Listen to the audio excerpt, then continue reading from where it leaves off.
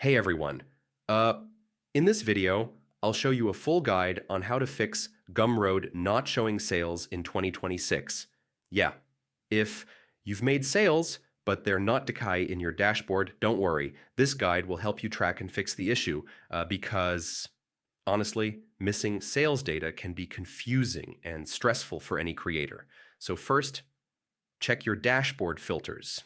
Uh, Sometimes the date range or product filter is set incorrectly, so your sales might be hidden.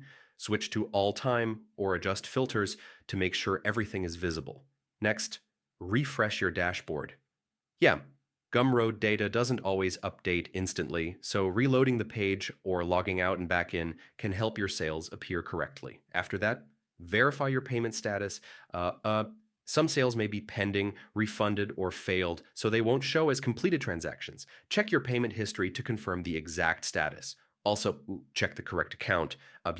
If you have multiple Gumroad accounts or emails, make sure you're logged into the right one where the sales actually happened.